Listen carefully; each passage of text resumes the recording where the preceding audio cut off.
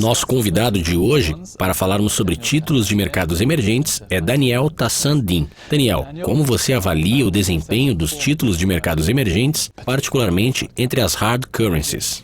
Se considerarmos agosto e setembro, especialmente, vimos um aumento de 40% dos spreads em títulos de mercados emergentes, passando de 350 para 500 pontos base, como podemos ver no gráfico. Naturalmente, isso resultou em um desempenho negativo de 4 a 5% para os títulos de mercados emergentes de alto rendimento, de cerca de 2 a 3% para os títulos com grau de investimento. Obviamente, a principal razão para essa queda vem do fato de que o mercado está se ajustando ao menor crescimento econômico mundial e aos preços mais baixos das commodities, já que o PIB da China provavelmente será menor do que os 7% esperados.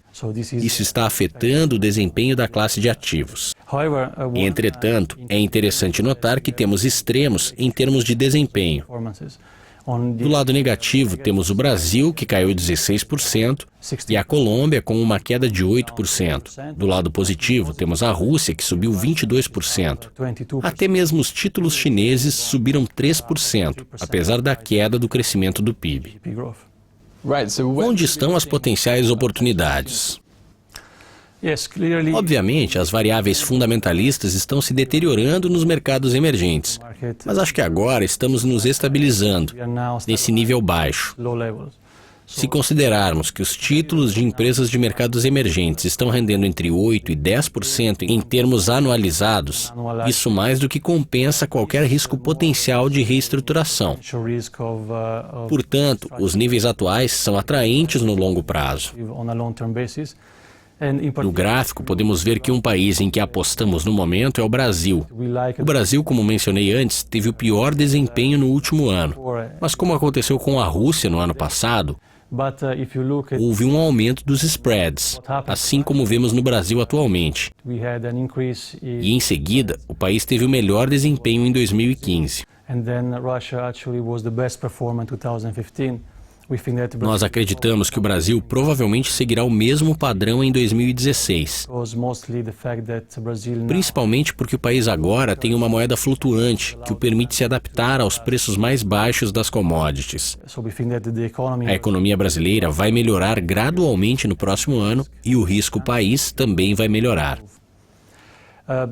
Além do Brasil, existem outras oportunidades no mundo dos mercados emergentes.